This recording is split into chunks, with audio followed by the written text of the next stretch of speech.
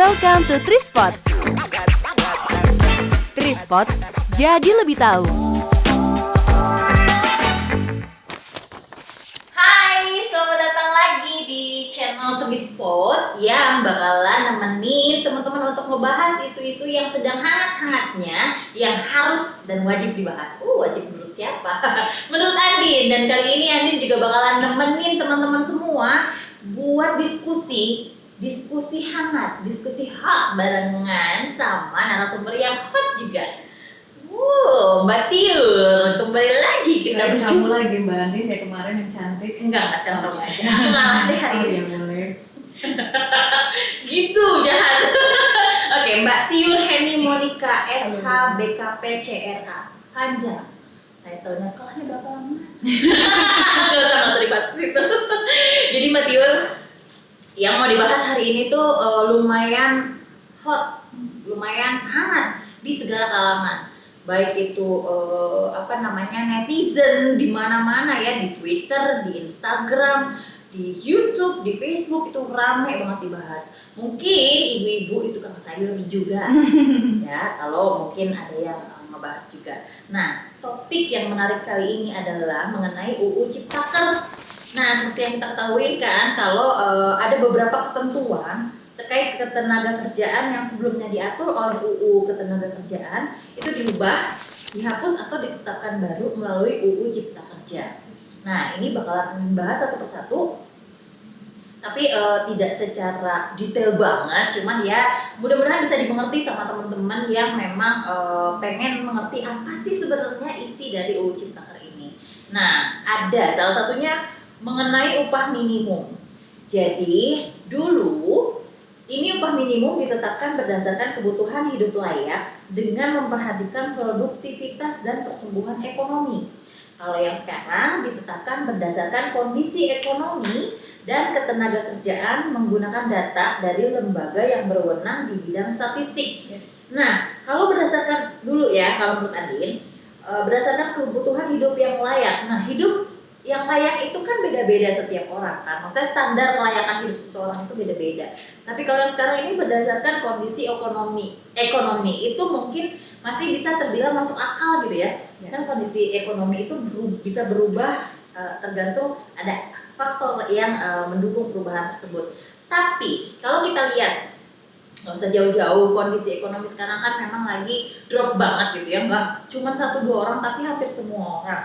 Nah, di era pandemi seperti ini ada Andin yang pengen banget kulik sedikit bahwa ditetapkan berdasarkan kondisi ekonomi. Kalau pada saat pandemi kayak gini, Mbak Tio, misalnya dulu gaji Andin 4 juta gitu ya, terus tiba-tiba ada kondisi pandemi kayak gini, apakah akan turun gajinya dari 4 juta? Oke. Mungkin saya jawab satu persatu dulu kali ya Mbak ya. Boleh. Ini Mbak Andin bilang gaji 4 juta dia kayaknya merendah di ketinggian ini ya. Salah ya, harusnya lu bilang 10 juta aja tadi. Oke, jadi gini, sebetulnya kalau yang dulu tadi yang Mbak Andin sampaikan berdasarkan kebutuhan hidup layak. Saya sepakat sama Mbak Andin ya. Kebutuhan hidup layak ini kan sifatnya sangat subjektif. Artinya kalau saya, ya sifatnya manusia, ketika penghasilannya bertambah maka standar kebutuhannya pun akan menyesuaikan. Makanya ada istilah gaji seberapapun rasanya tidak akan cukup apabila hal tersebut ya untuk memenuhi gaya hidup, bukan kebutuhan hidup. Itu sih berbedanya ya. Nah, lantas begini, kalau masalahnya kan ya orang banyak yang salah kaprah dengan menafsirkan gaya hidup sebagai kebutuhan hidup. Nah, menurut lalu yang selanjutnya memperhatikan produktivitas dan pertumbuhan ekonomi.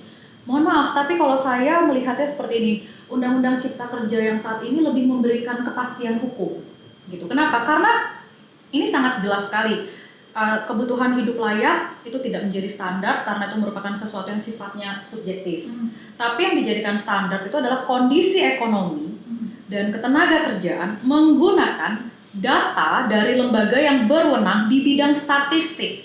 Artinya ada precise number yang pasti, precise numbers yang itu based on data, bukan kata siapa, kata apa gitu. Yang mana kita juga kita tahu lembaga, baik itu lembaga swasta maupun lembaga pemerintah, yang tugasnya adalah untuk melihat pertumbuhan ekonomi, kemampuan daya beli masyarakat dan lain-lain, termasuk dengan juga faktor ketenaga kerjaan, itu cukup banyak.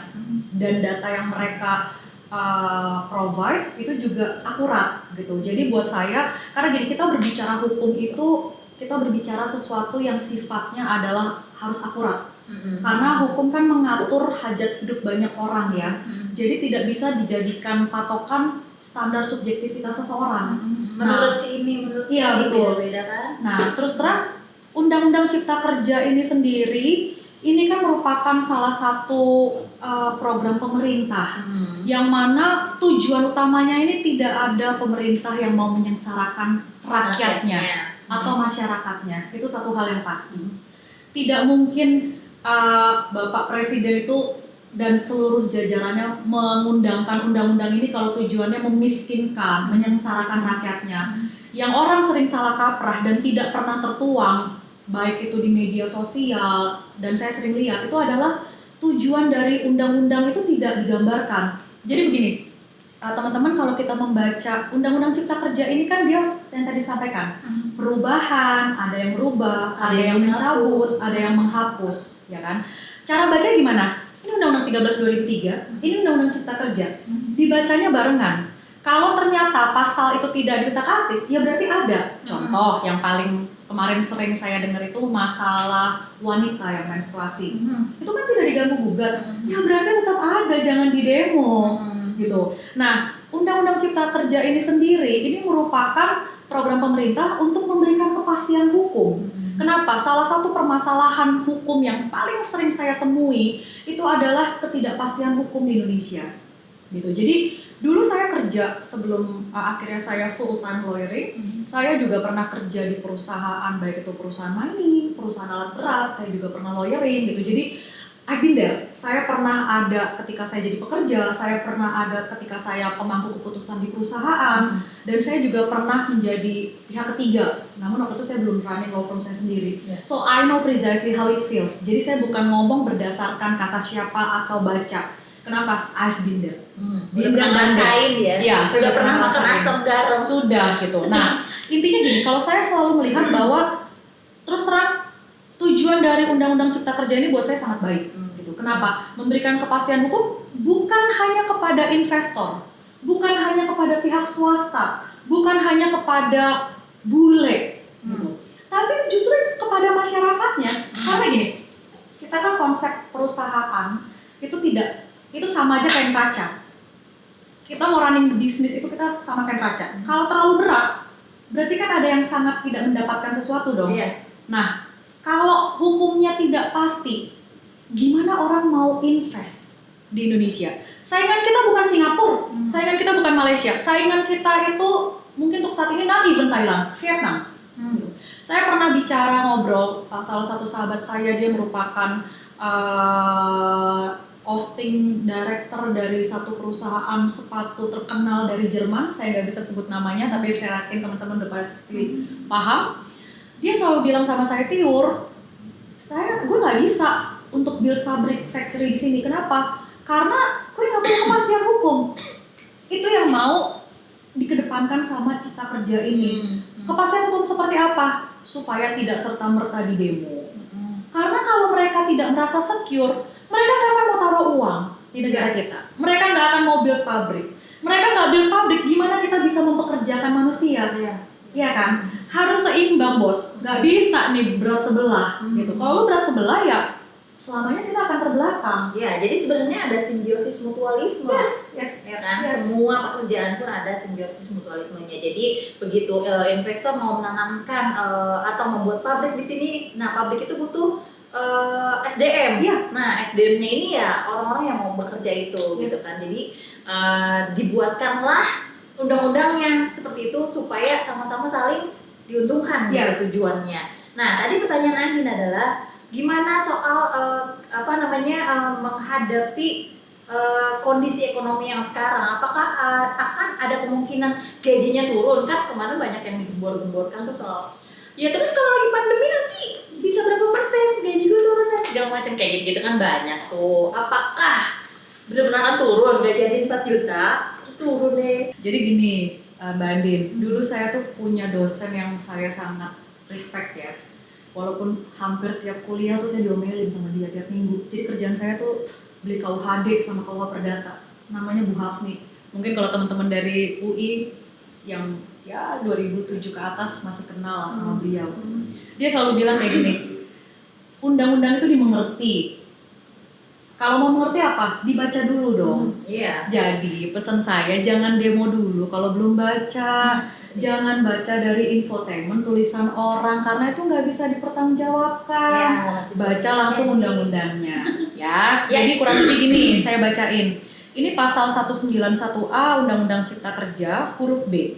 Bagi perusahaan yang telah memberikan upah lebih tinggi dari upah minimum yang ditetapkan sebelum undang-undang ini, ya, sekali lagi saya baca, yang telah memberikan upah lebih tinggi dari upah minimum yang ditetapkan sebelum undang-undang ini, oke? Clear ya?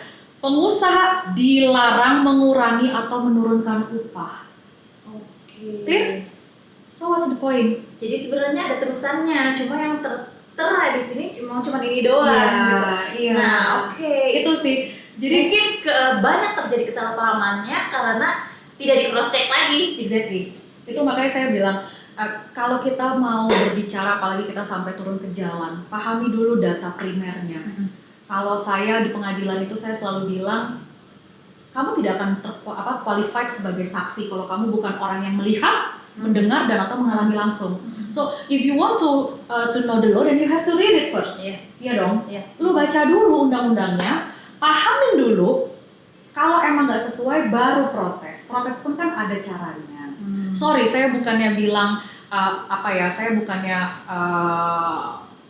tidak setuju dengan demo. Yes, I do totally agree karena itu salah satu mekanisme yang juga dijamin oleh undang-undang, hak berserikat, berkumpul, mengajukan pendapat, hak asasi.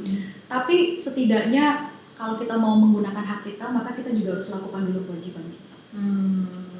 Oke, wow, tumben. Nggak, tapi itu memang keren banget sih. Nah terus kan ya, itu kan yang barusan nanyain itu dari segi pekerjanya. Exactly. Nah kalau dalam keadaan pandemi seperti ini kan bukan hanya pekerja yang pengennya bukan untung ya, masih tetap bekerja. Gitu. Tapi lihat dari segi perusahaannya, dari bisnisnya. Pandemi ini siapa sih yang bilang bahwa bisnisnya tuh semua berjalan lancar? Enggak, ya kan? Pasti banyak bisnis-bisnis yang either itu bangkrut atau drop penjualan dan segala macam. Nah, ini gimana nih kalau kita berkaca dari segi perusahaan yang mengenai undang-undang yang ini? Jadi gini Mbak, sebenarnya hubungan kerja ini kan konsep dasarnya adalah perjanjian ya. Perjanjian ya intinya adalah kesepakatan para pihak, bukan sekedar perjanjian itu teman-teman, bukan hanya selembar kertas. Karena apa? Karena pasal 1320 KUH Perdata dia mensyaratkan kesepakatan di antara para pihak. Dan that's exactly yang juga diatur di Undang-Undang Ketenagakerjaan, kesepakatan di antara pemberi kerja dan pekerja. Makanya Undang-Undang Ketenagakerjaan kita mengenal perjanjian kerja lisan. Nah, lantas kesepakatannya apa aja ya? Salah satunya adalah mengenai upah. Mungkin tadi arahnya ke situ ya? Iya. Oke. Kondisi pandemik saat ini terjadi rasa-rasanya bukan hanya di Indonesia, tapi di seluruh belahan dunia. Gitu. Di awal pandemik itu saya seharusnya ada bisnis trip untuk saya pergi. Semuanya cancel dan saya cukup oke dengan sistem mereka karena mereka benar-benar full refund ya ke saya. Tapi can you imagine artinya kalau mereka mengembalikan uang saya, bagaimana mereka membayar tenaga kerjanya kan? Nah, dan di awal pandemik sendiri saya pun sangat merasa bahwa banyak sekali klien saya yang mereka juga curhat dari mulai legalnya bahkan ownernya sendiri. Kalau ownernya bilang, iya saya terpaksa harus katakanlah merumahkan sebagian karyawan atau dirumahin tapi statusnya tetap masih status bekerja, tidak di PHK.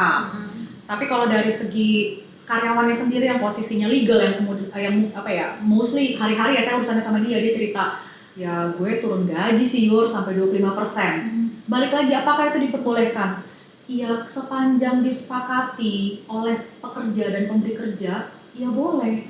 Karena kondisinya memang tidak ada yang menginginkan ini. Dan ini benar-benar terjadi di seluruh belahan dunia, mau kemana nggak ada yang survive atas hal ini kan. Karena gini, kalau dipaksakan bayar gaji full, ya kayak neraca tadi, akhirnya berat sebelah apa? Ya perusahaannya tutup, gulung tikar. Besok lusa dia tidak bisa mendapatkan gaji kan. Benar-benar nggak ada pekerjaan. So better kita sama-sama susah. Artinya gini, sama kayak kata pepatah zaman dulu, berat sama dipikul, ringan sama dijinjing. Jadi kita survive dulu setidaknya dari pandemi ini. So we run the business back dan kita cari cuan bareng dan kita akan mendapatkan kembali ke upah semula, bahkan mungkin kita akan mendapatkan bonus.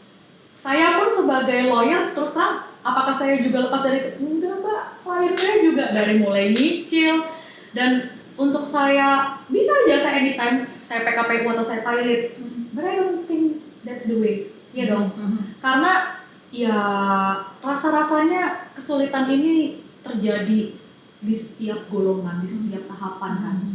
Tapi kadang kan kita ya sebagai orang biasa gitu ngelihatnya, apakah tetangga atau saudara kasihan banget masa dia kerja dibayarnya setengah gitu, tanpa melihat dari segi perusahaannya yang lah dia juga begitu karena dia juga nggak ada duitnya, karena dia juga nggak ada penjualan, nggak ada yang dijual seperti itu kan ya. Mungkin kita mesti lihat dari berbagai macam sisi kali ya, dari apa namanya pihak perusahaannya, baik dari pihak tetangga kita gitu. Meskipun kita melihatnya memang kasihan, tapi apakah tidak lebih kasihan ke bisnis itu sendiri? Iya, gitu. sorry, mungkin gini, yang orang sering lihat hanya ketika PHK-nya sudah terjadi. Orang lihat perorangannya itu katakanlah di PHK. Orang lupa bahwa ketika perusahaan mem-PHK, cost-nya itu besar sekali, Mbak. Apalagi ketika orang yang harus dilepas itu adalah orang yang masa kerjanya sudah cukup lama ya. Gitu. Nanti kita bakalan bahas soal pesangon dan soal PHK.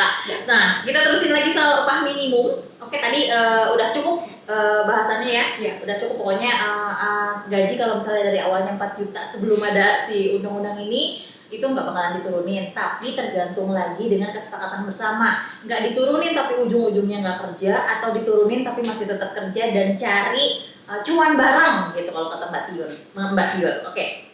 Nah, yang kedua ini terdiri atas upah minimum berdasarkan wilayah dan sektor, itu yang dulu. Kalau yang sekarang terdiri atas upah minimum provinsi dan upah minimum kabupaten atau kota. Jadi ini perbedaannya kayak di Depok UMR-nya berapa gitu ya, di Jakarta UMR-nya berapa gitu aja ya. Itu masih sama sebenarnya. Hampir sama sih, tapi lebih disesuaikan. Kalau yang sebelumnya itu kan, sorry tadi saya agak skip. Nah, dia kan wilayah dan sektor. Kalau yang sekarang kan lebih jelas ya kabupaten sama kota. Karena contohnya sih gini, dulu saya tuh kerja di satu perusahaan dari Rusia, yang mana shelter kita itu lokasinya ada di Kabaina. Nah, Kabaina itu kalau teman-teman tahu dari Jakarta, saya harus ke Kendari. Dari Kendari saya masih harus 8 jam naik mobil. Setelah itu saya harus naik boat lagi 2 jam, barulah saya sampai ke situ. Jadi Manokwari, kalau yang mungkin teman-teman sering dengar itu masih di sana lagi, sama Veronica. Nah, jadi kan gini, kalau misalnya berdasarkan wilayah dan sektor, tidak mungkin dong wilayah Kabaina ini sama dengan wilayah Kendari, ya kan gitu. Jadi karena gini, kebutuhan hidup itu kan balik lagi udah beda-beda, disesuaikan juga dengan nanti ujung-ujungnya pasti jadi gaya hidup. Gaya hidup disesuaikan dengan apa? Dengan penghasilan. Dan ya kebutuhan hidup yang mendasar sih kalau saya selalu lihat adalah dari lingkungan geografis. Kemudahan kita mendapatkan akses air itu membuat biaya kita untuk mendapatkan air minum tidak mungkin semahal kalau saya lagi di Kabaina. Gitu. Iya sih kayak misalnya teman-temanku misalnya yang ada di Jogja dengan gajinya yang segitu tapi dia cukup untuk makan di sini, meja di sini karena biaya makannya juga tidak mahal gitu. Nah, kalau yang di Jakarta dengan gaji segitu makan di Kemang setiap hari, ya kan? Nah, maksudnya kayak gitu kan ya, disesuaikan dengan keadaan geografisnya dan juga lokasi di mana dia berada gitu kan. Nah, terus tadi Mbak Tiur sempat ngobrolin soal perjanjian kerja lisan yang juga ada di Undang-Undang Ciptaker ini. Nah, perjanjian kerja lisan itu dulu nih kalau ada misalnya Mbak Tiur bosku dan calon bosku ya, dan aku calon karyawan, lalu Mbak Tiur kita ngobrolin secara lisan bahwa ya udah kerja aja di aku gitu kan Mbak Tiur. zaman dulu itu dianggapnya adalah udah jadi karyawan tetap. Yes. Padahal cuma ngomong kayak gitu aja. Yes. Nah, zaman sekarang tuh dihapus gitu. Nah, ini dijelasin dong Mbak Yul. Maksudnya seperti Ini apa sih? saya harus baca undang-undangnya ya. Jadi mungkin saya butuh untuk lihat sebentar supaya saya tidak salah nanti saya di demo lagi. Jangan Ya kan? dong. Nah, jadi tapi oke loh Mbak Andin, itu karena sesuatu yang sangat segmented banget dan ternyata Mbak Andin menguasai, pernah ya? Ngobrol-ngobrol gitu sama calon bos. Enggak, ada kasus kejadian atau apapun atau pernah dengar. Oke. Gak usah dikulik ya. Jangan curhat ya. Nah, pasal 57 ayat 2. Perjanjian kerja untuk waktu tertentu. PKWT. Bahasa mudanya adalah perjanjian kerja yang bukan karyawan permanen. Oke. Nah, dibuat tidak tertulis. Lisan ya. Oke. Bertentangan dengan ketentuan sebagaimana dimaksud dalam ayat 1. Ayat satunya apa? Perjanjian kerja waktu tertentu harus dibuat secara tertulis. Oke. Dinyatakan sebagai perjanjian kerja untuk waktu tidak tertentu. Mudahnya apa? Jadi karyawan permanen. Iya. That's the law. Nah, kemudian pasal ini untuk yang ayat 2-nya itu memang dihapus berdasarkan Undang-Undang Cipta Kerja. Nah, kalau buat saya begini, karena kan kita kan mendasari hubungan kerja itu betul berdasarkan kesepakatan, ya kan? Nah, tapi karena terus terang begini, mohon maaf ya gitu, perjanjian kerja lisan ini seringkali juga disalahgunakan dalam artian karyawannya betul dipekerjakan secara lisan, dia baru katakanlah sebulan 2 bulan, lalu dia merasa dia sudah karyawan tetap, lalu katakanlah perusahaan merasa dia tidak qualified, lalu diberhentikan, lalu dia minta pesangon ataupun penggantian hak itu sebagaimana karyawan tetap yang masa kerjanya kurang dari 1 tahun. Nah, kalau perusahaan itu punya 1.000 karyawan, nggak usah semua deh, katakanlah 500 aja kayak gitu, ya bangkrut dong Mbak. Nah, jadi seperti tadi pasal yang sudah saya sampaikan Mbak, kalau seumpama pasal perjanjian kerja lisan ini, kemudian mohon maaf ya Mbak ya, tapi hal ini seringkali terjadi. Karyawan tersebut katakanlah tidak qualified. Di jam kerja dia merokok, main gaple, masuk nggak masuk. Masih ada yang main gaple? Saya juga suka main sih. Aduh. Kalau di rumah. Ya. Kalau di rumah. Nah, terus ya kan dia berarti tidak optimal bekerjanya. Perusahaan rugi dong. Ya. Lantas kalau hanya karena dia harus diperpanjang atau mendapatkan upah dalam artian dia disamakan dengan rekan kerjanya yang mungkin bekerja secara efisien, secara optimal gitu. Katakanlah perusahaan tersebut 1.000 karyawannya, 500 aja kayak gitu, nggak usah 500 deh, 100 aja. Gulung tikar Mbak, iya kan? Iya. Hanya untuk bayar penggantian hak yang didasarkan hanya karena perjanjian gue lisan, maka demi hukum gue menjadi karyawan tetap. Ya gue walaupun gue kerja gak optimal, lo tetap harus bayar gue. Kenapa? Because the law said so. Nggak mungkin.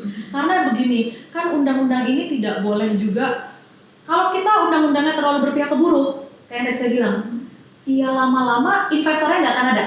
Mereka akan lebih prefer untuk bangun pabrik di Thailand, which already happens. Terus mereka akan pergi ke Vietnam. Ya udah, terus di Indonesia mau apa? Jualan doang. Bangkrut lah kita lama-lama. Iya dong. Artinya kan yang lagi dilakukan pemerintah adalah ujung-ujungnya apa sih? Iya, mohon maaf. Tapi kalau kamu tidak optimal bekerja, ya kamu akan tertinggal. Ya, betul. Saya akuin. Karena kita udah di zaman 2021 mendapatkan akses begitu mudah. Kalau kita masih bermalas-malasan dan berpangku tangan, ya goodbye. Goodbye, I love you gitu loh. Iya kan? Ngerti, paham. Nah, kalau misalnya soal sama gitu, tidak optimalnya di bagian mana sih? Contohnya adalah misalnya di pabrik, pembuatan sesuatu lah pulpen gitu. Nah, satu orang ini bisa bikin seharinya 100 dan yang lain 50, kan tidak mungkin disamakan. Maksudnya kayak gitu ya Mbak? Iya. Kalau saya gini, jadi saya tuh ada istilah supply chain. Kebetulan karena sekarang saya juga lagi kuliah dan saya lagi ngambil program MBA, jadi kemarin saya juga bikin riset tentang pembuatan sepatu kulit ya di salah satu pabrik yang tadi saya sempat katakan di daerah Sukabumi. Nah, intinya begini, sebetulnya apabila pekerja ini melakukan tugasnya, karena kan banyak ya, dia kan ada yang kerjanya untuk mengawasi temperatur, ada yang kerjanya untuk melihat apakah kulit yang dihasilkan itu telah sesuai standar gitu. Nah, satu aja dia tidak optimal, rusak itu sepatunya langsung banyak. Jadi bisa dibayangkan berapa kerugian perusahaan. Ketika perusahaan rugi, dia tidak punya dia nggak mungkin bayar bonus, not even bayar gaji. Ujung-ujungnya yang rugi siapa? Karyawan juga dong. Nah, jadi jangan karena 1-2 karyawan yang tidak maksimal lantas merugikan karyawan lain yang bekerja dengan sepenuh hati. Nah, artinya kalau karyawan yang tidak maksimal ini lalu dipekerjakan dengan perjanjian lisan, lalu dia pergi ke pengadilan atau dia pergi ke disnaker atau ke sudinaker dan dia bilang, ya saya diperjanjikan secara lisan, maka demi hukum saya menjadi karyawan tetap. Maka kalau saya dipecat ya bayar pesangon saya. 100 aja Mbak dari 1000 karyawan kayak gini, bangkrut itu. Iya, dia masih kapok, dia mending build pabrik di negara lain. Nah, tapi kalau misalnya udah kejadian gimana Mbak Tiur? Nah, tapi misalnya saya dari sisi yang wah gue qualified banget nih, kok gue disamain sama dia, itu kan ada kerugiannya ya.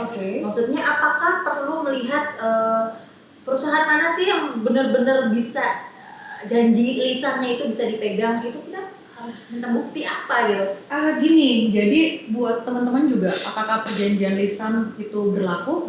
Iya, sekarang perjanjian lisan berlaku. Ya. Nah, tapi mungkin bisa diminta untuk dibuatlah SK-nya, pengangkatannya sebagai karyawan. Artinya kalau besok lusa berpisah nih, putus cinta nih, gitu, atau kalau bahasa saya klien saya baru graduation nih, ada nih alat buktinya kalau kenapa-kenapa. Minimal untuk pergi ke disnaker atau ke sudinaker bisa. Karena sekali lagi ya jangan juga kita melegitimate ketidakpastian hukum kan. Gitu.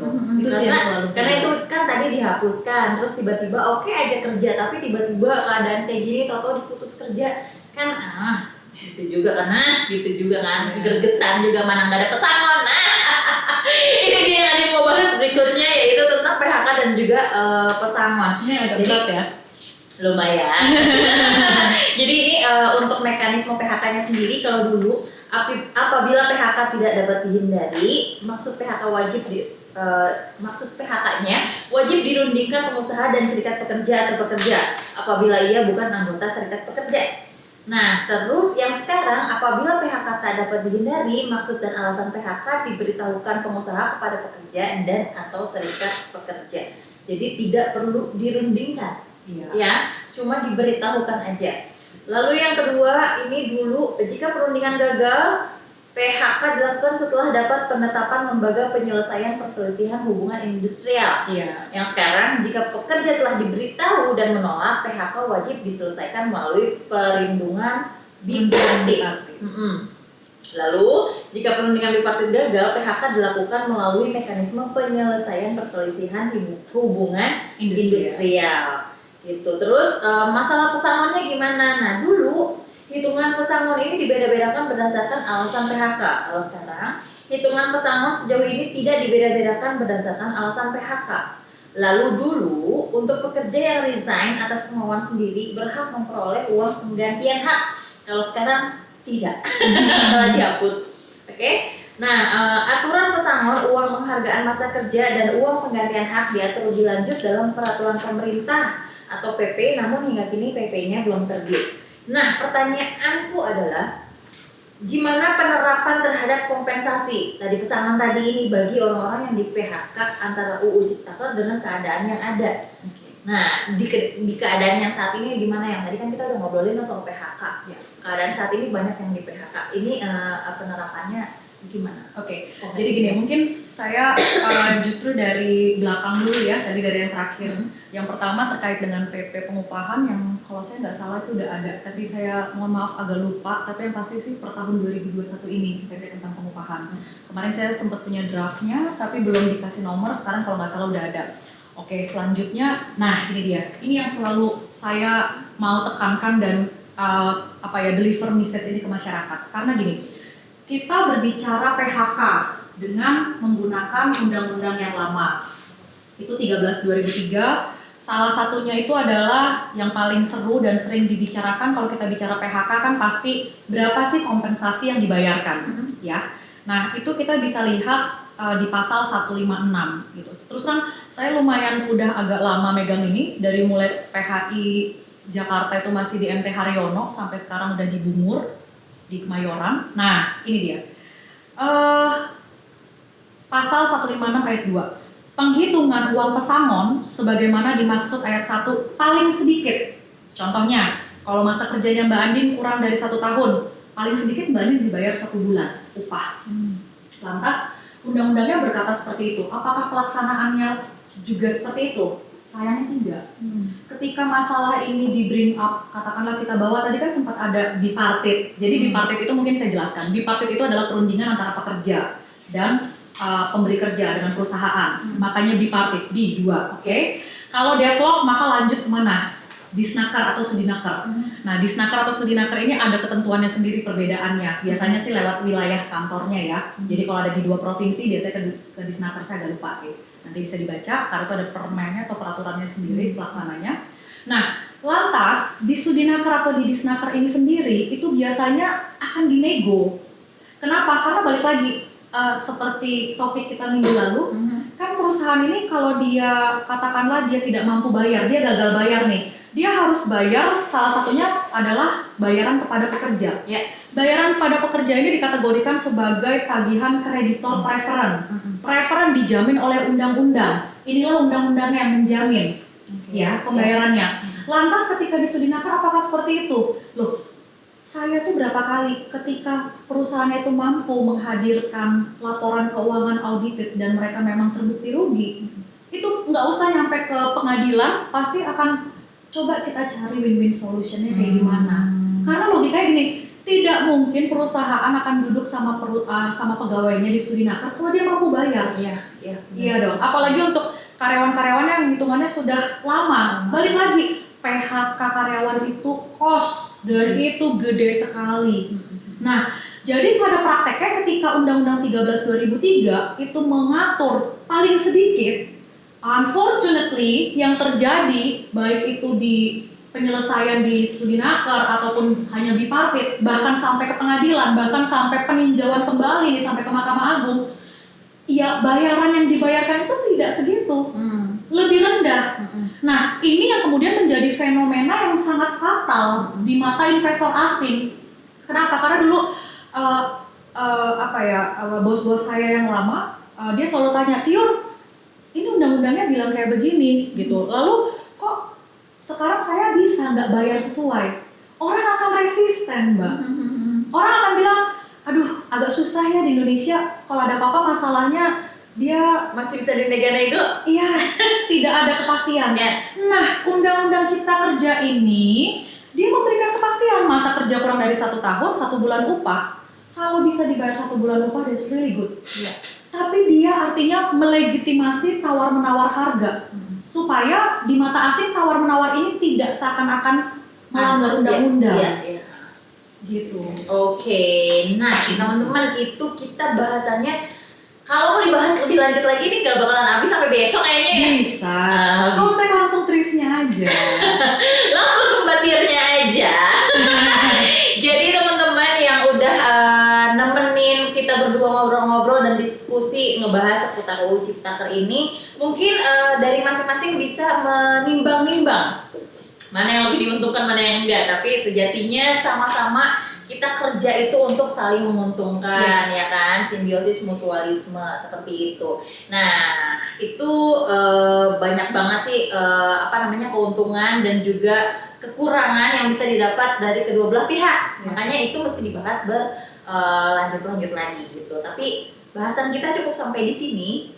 Ya Mbak Tiur ya, karena kalau sampai ke ujung-ujung satu semester Mbak. Iya makanya, dia juga masih pengen cepet diterusin lagi yang lain-lainnya. Tapi kita cukup sampai di sini aja untuk hari ini dan bahasan untuk UU Ciptaker ini ya teman-teman. Jadi terima kasih banyak Mbak Tiur untuk hari ini. Kita ketemu di minggu depan lagi ya. Minggu depan ya, nanti saya coba kosongin waktu buat aku loh. Iya, siap. Harus ya. Dan buat teman-teman juga jangan lupa kita bakalan ketemu lagi di next episode di Trisport.